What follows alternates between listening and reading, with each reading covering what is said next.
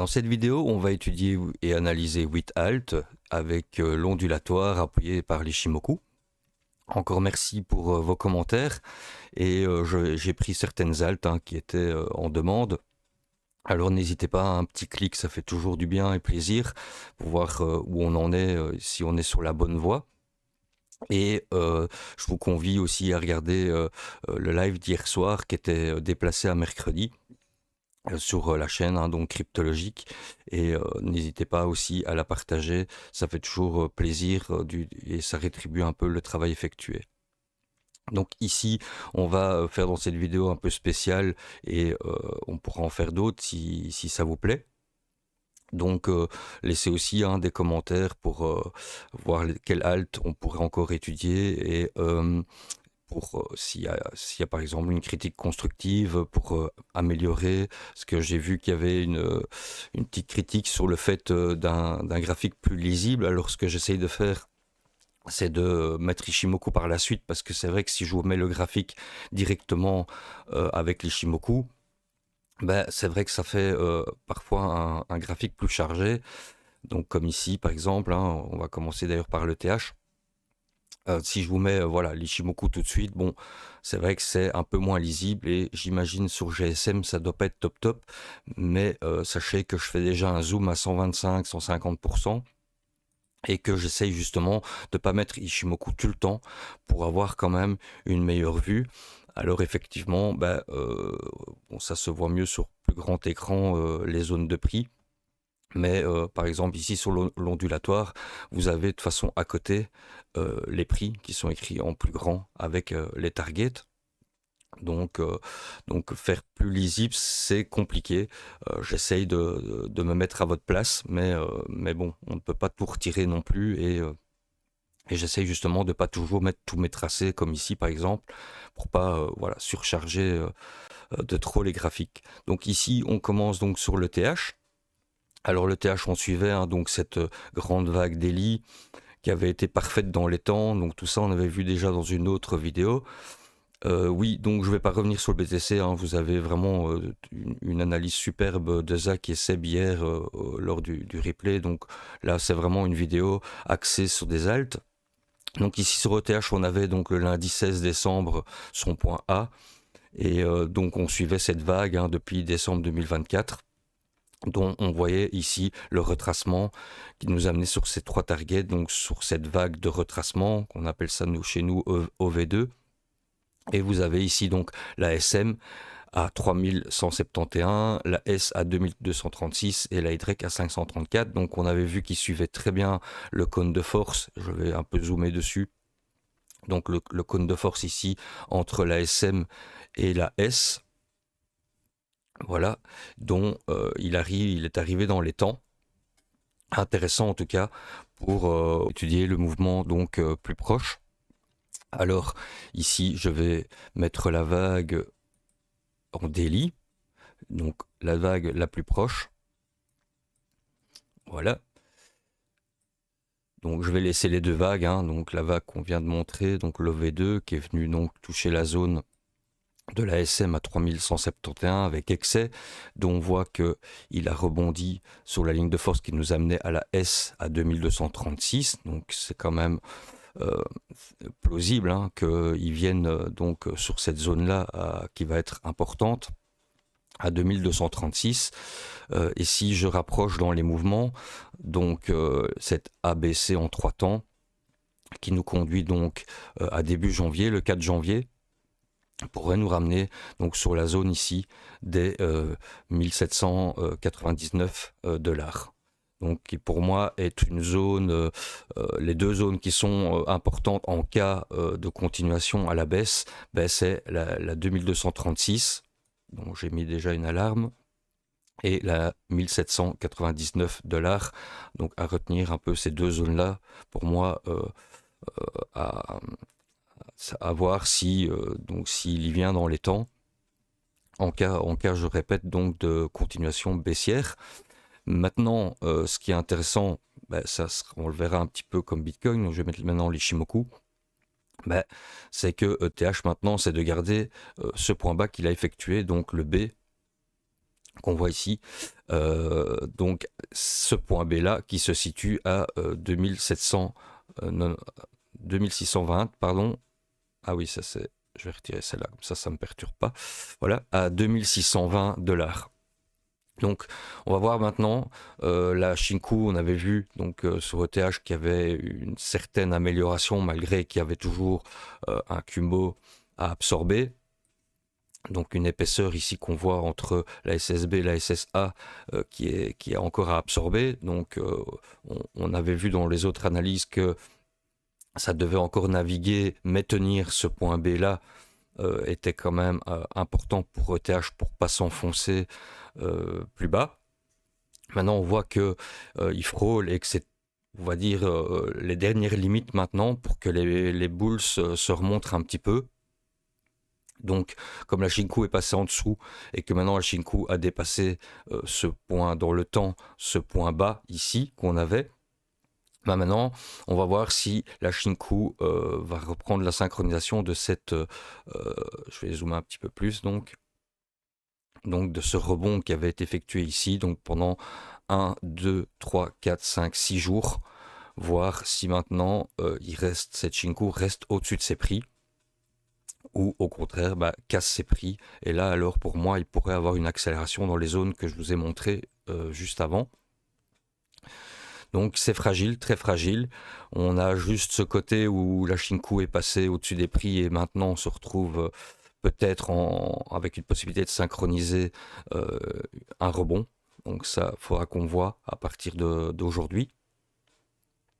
Mais voilà, on a cette fragilité avec malheureusement cette Tenkan qui va dès maintenant et demain pousser à avoir son influence à la baisse. Donc à voir si ça va être synchronisé avec cette poussée de Tenkan. Voilà, donc on a ce côté fragile. J'ai le cycle 52 ici qui va être à la baisse aussi. Donc voilà, on a un peu des contre-forces, on va dire ça comme ça.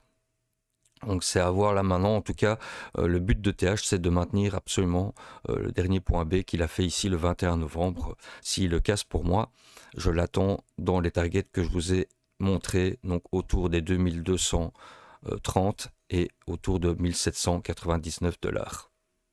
Avec un temps de soit le 4 janvier ou en cas de rebond, alors il faudra, si par exemple c'est ici, mais c'est un peu, on va dire, trop tôt parce que c'était la bougie d'hier, mais voilà, en cas de rebond, on pourrait avoir aussi le 5 janvier, ce qui permettrait alors de faire recroiser le Kumho après ces targets, si en cas de rebond à partir de maintenant, ou au contraire, on va toucher donc les deux targets que je vous ai montrés.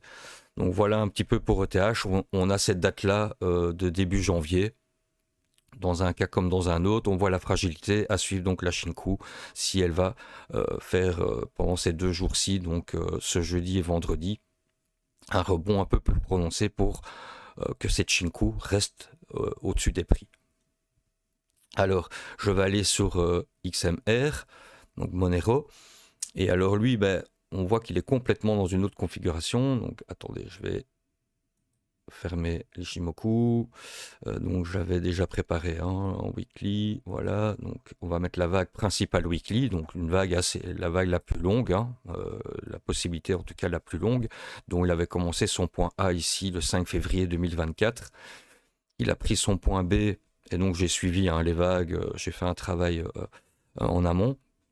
Donc son point B le 26 mai 2025 et son dernier point bas ici, le point C, le 11 août 2025 à 230 $. Depuis, on voit qu'il suit quand même les lignes de force les plus fortes qui nous conduit. Bon, maintenant c'est une longue vague, donc il y aura des choses qui se passeront évidemment d'ici là, mais qui pourraient nous conduire au 30 novembre, donc fin de l'année prochaine. Donc à suivre. En tout cas, tant qu'il maintient ses lignes de force et ses cônes de force, on peut se projeter sur ces targets-ci. Donc la N qui va être intéressante, que je vais vous montrer une vague plus proche qui tombe un petit peu dans les mêmes zones au cas où. Donc s'il continue sa hausse, on a vraiment un endroit déjà intéressant à travailler à 550 $.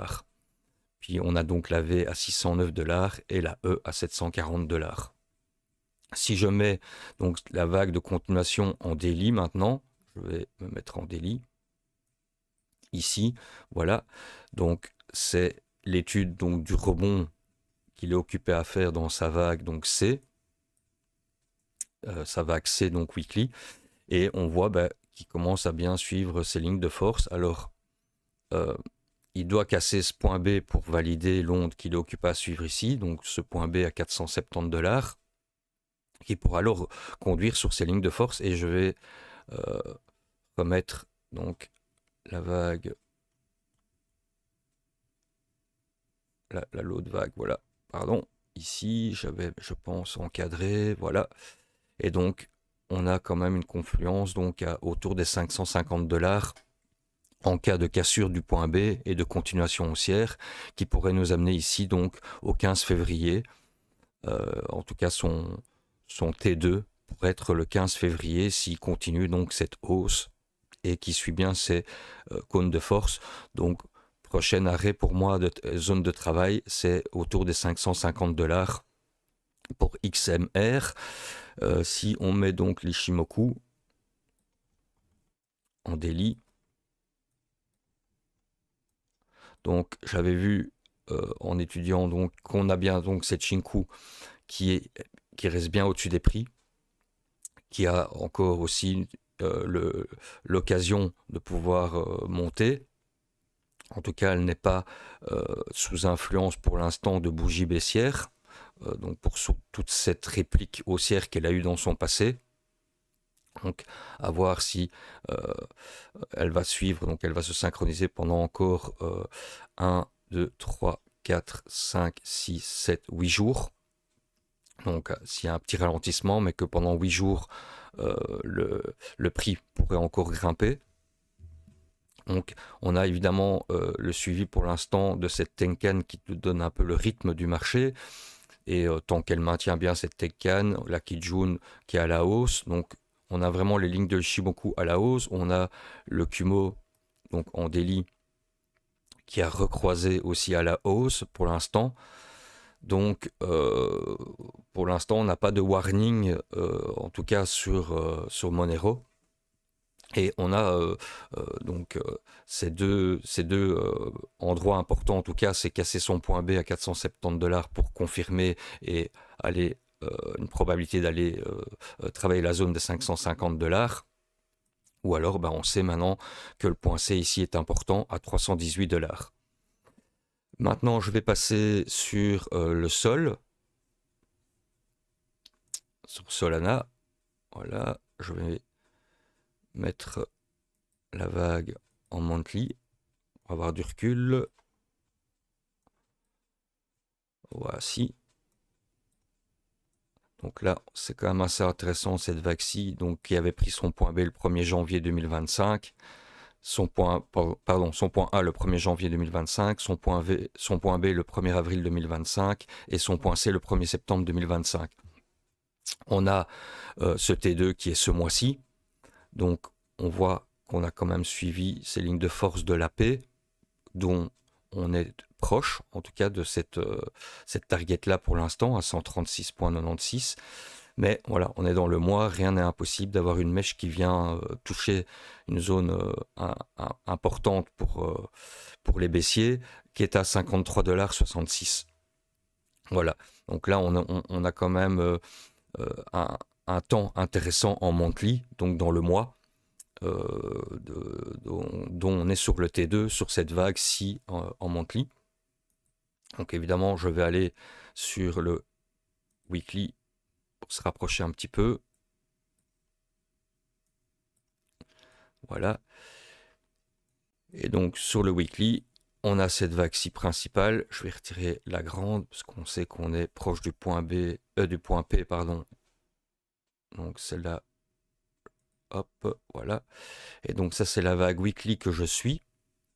Donc en fait, on étudie donc ce retracement qui nous conduit au 29 décembre, donc fin du mois. Donc on est un petit peu similaire au temps T2 du monthly, dont on voit qu'il y a un certain ralentissement. et qu'on a cette target où j'ai mis d'ailleurs mon alarme, la V à 120 $, donc la première target qui est à 120 $, et on pourra avoir l'ANT, la suivante, à 90 $. On fera attention à ces deux targets-là en cas de continuation, en tout cas de ces lignes de force, jusque le 29 décembre. Pardon. Donc on voit sur l'Ishimoku, et là je vais peut-être me mettre en daily.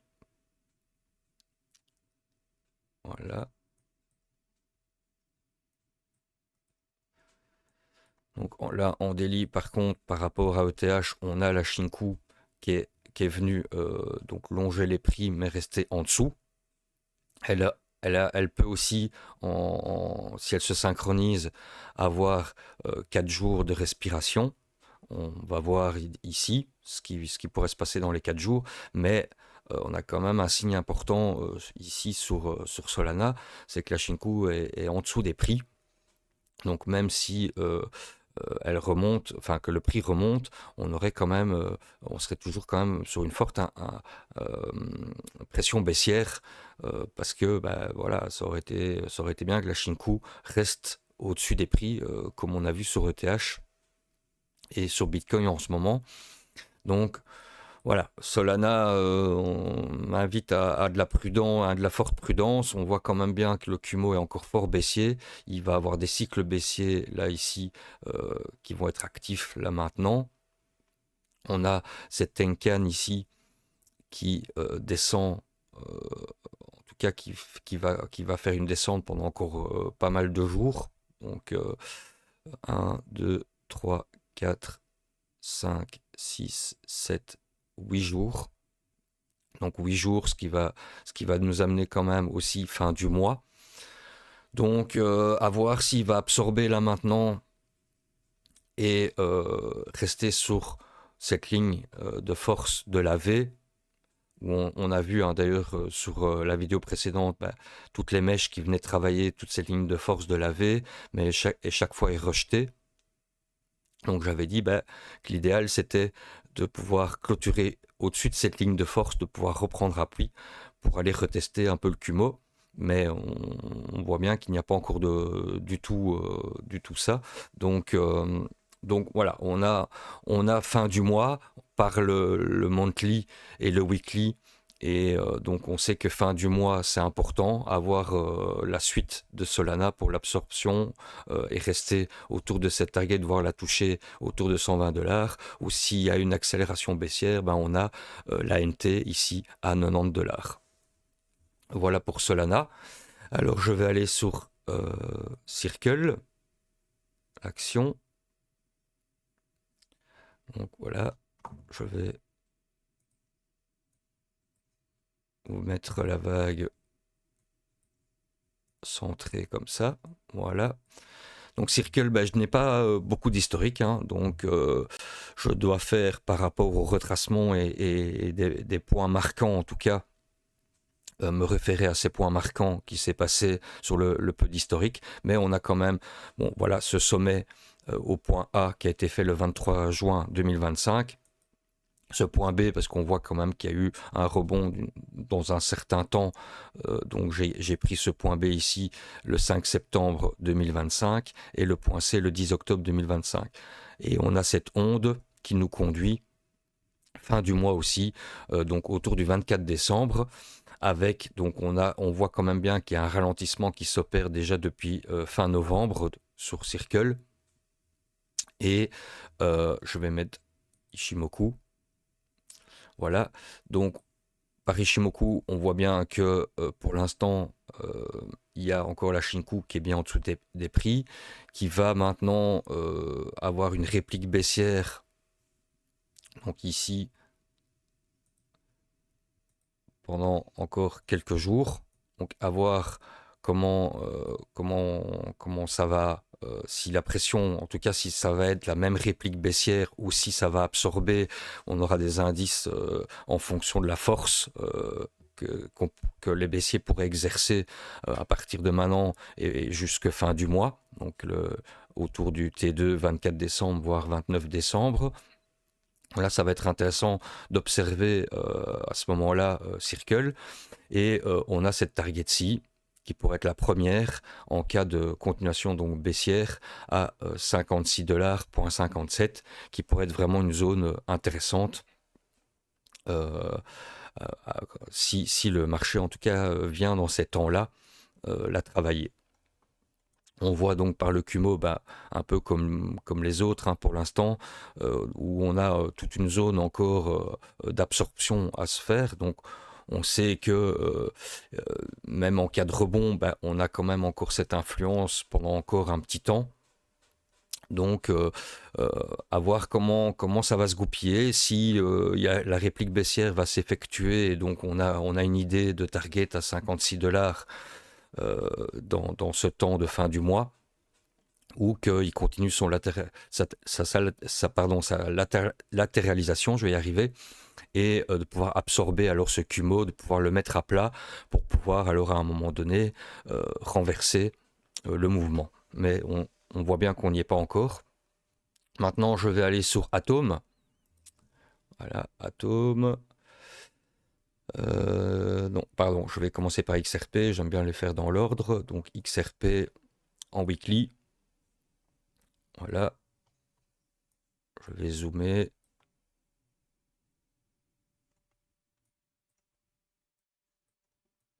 Pour l'instant, donc en weekly, il a son point A, donc le creux qu'il a fait ici le 7 avril 2025. On a son point B le 14 juillet 2025 et son point C le 6 octobre 2025, qui était donc cette grande mèche qu'il y avait eu en octobre, dont on reste dedans pour l'instant. Hein. On voit bien ici par rapport à la mèche que le marché est venu et vient la retravailler. On voit la l'onde principale qui nous conduisait donc à une SM ici courant janvier 2026, mais on voit qu'il s'en écarte fortement et que c'est pas du tout pour l'instant l'onde qui suit. Donc on a plutôt cette onde ici en blanc qui pourrait être suivie en cas de continuation et donc de cassure de cette grande mèche-ci à 1,61 $, et qui pourrait nous donner des targets beaucoup plus basses pour le 19 janvier, en tout cas en janvier. Ici, la N et la V à 0,46 ou à 0,61. Donc ça, c'est vraiment pour moi des targets, on va dire, importantes s'il y vient, pour pouvoir peut-être réinvestir. Mais pour l'instant, on voit qu'il ne suit pas trop cette onde et cette vague-ci pour l'instant. Tant qu'il de toute façon ne casse pas son point C, elle n'est pas vraiment validée non plus. Et donc on voit que XRP navigue un petit peu entre les deux. Donc c'est un peu compliqué ici. Je vais me remettre en daily pour voir si on peut avoir... Voilà, j'avais tracé une vague plus proche. Je vais retirer la vague, la grande vague. Voilà. Donc la vague la plus proche ici, dont on a un T2 le 19 décembre. On voit qu'il navigue vraiment entre les deux. On voit qu'il ne suit pas vraiment une ligne de force bien particulière d'après mes analyses, donc c'est un peu plus compliqué ici. Maintenant, c'est un peu comme toutes les autres. Si on met Ishimoku en daily, on voit que la Shinku ici est toujours bien en dessous de ses prix, qu'on pourrait avoir comme les autres, peut-être un rebond ces jours-ci. Ça, c'est, en tout cas, si la Shinku se synchronise avec plusieurs haltes qu'on a vues, on pourrait avoir donc une respiration ces jours-ci. Et donc là, il faudra réétudier comme il faut. Mais c'est la même chose aussi, on a toujours une absorption à effectuer. Donc même si on a un rebond, pour moi, ce serait intéressant qu'il y ait une latéralisation et d'absorption encore pendant un laps de temps, en tout cas jusqu'en janvier, pour inverser ce Kumo et de pouvoir repartir. Donc on est vraiment dans la même configuration que quasi toutes les altes, même voire BTC. Il y en a où la Shinku est pour l'instant au-dessus des prix, donc peut-être que le rebond pourrait être plus fort que d'autres altes, ou pour moi le rebond pourrait être moins fort. Donc ça c'est à étudier dans des plus petites unités de temps, mais voilà où ça en est. On a aussi une pression de la Tenkan baissière qu'on voit qui va s'effectuer pendant encore plusieurs jours. Et donc cette pression du Kumo qui doit encore être absorbée et croisée pour pouvoir changer de sens. Et c'est Chinku toujours en bas des prix. Donc pour moi, c'est une attente. Il n'y a pas, si on n'est pas dedans, il n'y a pas, pour moi, en tant qu'investisseur, à rentrer pour l'instant. Je ne vois rien qui me le dit en tout cas. Même si un rebond pourrait s'effectuer maintenant pour peut-être faire rentrer des acheteurs, mais pour moi, il n'y a pas pour l'instant lieu de rentrer dans XRP. Donc je vais passer maintenant à Atom. Donc Atom, on voit qu'il chute bien pour l'instant. J'avais fait tout un travail, tirer Ishimoku, faire comme les autres, voilà.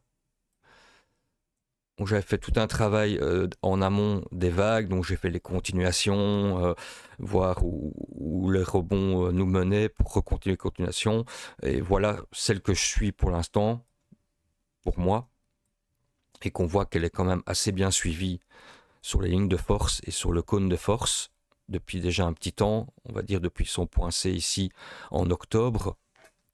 Donc on a cette target qui a été atteinte, donc la V et la NT autour des 2 $, mais on voit que ça a continué, donc il y a de nouveau une continuation baissière qui pourrait aller jusque donc aussi début janvier autour de la N à 1,22 $. Donc à voir s'il va ralentir maintenant comme les autres et latéraliser pour rester au contact de ces zones de la V et de la NT. Mais on voit qu'Atom est fortement baissier par rapport à d'autres alts qui sont encore un petit peu en absorption ou en tout cas en latéralisation. Ici, c'est vraiment pour Atom, pour l'instant, la chute libre. Donc on voit que la Shinku, elle est même assez éloignée des prix. Donc on pourrait, si les autres, en tout cas BTC, ETH et les autres alt se calment un petit peu et latéralisent un petit peu, on pourrait avoir aussi un rebond pour Cosmos. Mais lui, on voit qu'il aura beaucoup plus de mal à renverser vraiment tout ce cycle Ishimoku bien baissier. Donc il va falloir peut-être plus de temps que d'autres pour arriver à renverser le mouvement.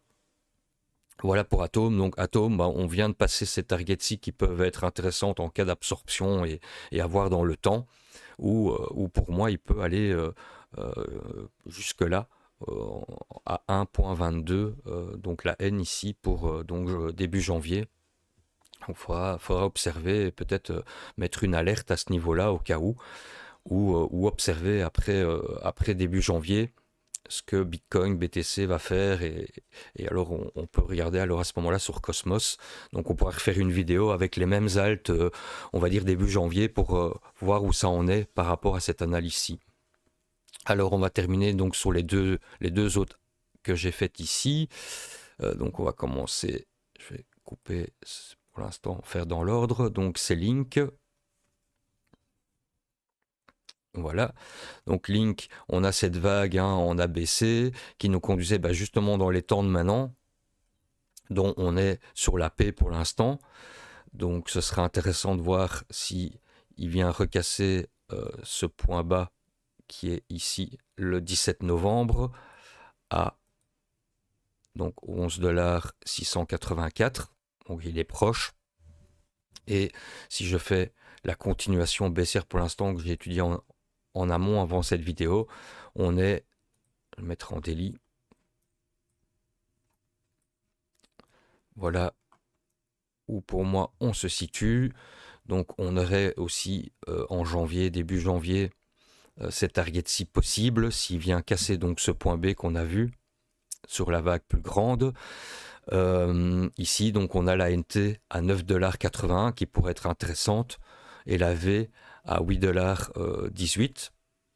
On a la N aussi à 6 $ et la E à 2,99. Donc, à voir un petit peu parce que ici, il suit pour l'instant cette ligne de force de la E, mais il faut voir si comme les autres plusieurs haltes, s'il y a un ralentissement qui peut s'effectuer ces jours-ci et voir quelle ligne de force pourrait être suivie un petit peu plus précisément, on va dire. Ici, c'est encore difficile à dire. Il est occupé, en tout cas, à suivre la pente la plus pentue, mais pour moi, c'est pas encore vraiment significatif. Donc, si je mets l'Ishimoku pour voir par rapport aux autres où en est Link.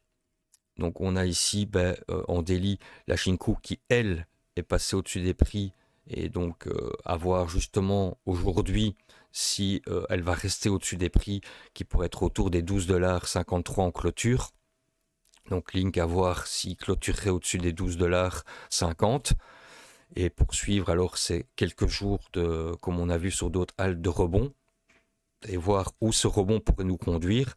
On aurait en cas de rebond, mais ça c'est vraiment très fragile, donc c'est vraiment prendre avec des pincettes, la paix à 14,55 $, revenir ici pour pouvoir alors continuer peut-être une absorption et de remettre comme les autres ce Kumo et en tout cas le faire croiser à la hausse. Donc on aurait aussi jusque début janvier, donc ici c'est le 4-5 janvier.